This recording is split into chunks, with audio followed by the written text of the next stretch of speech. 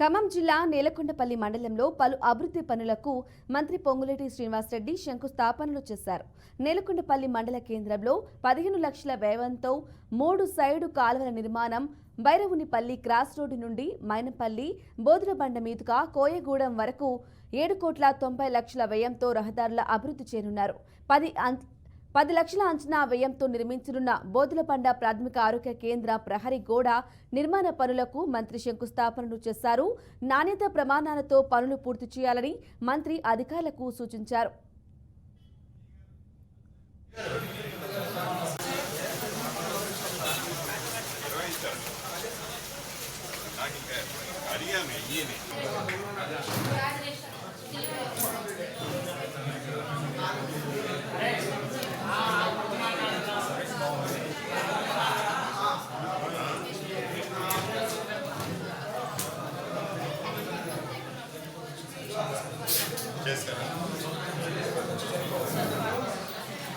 ఎవరు చేస్తారు? ఏ డిపార్ట్మెంట్ చేస్తారు?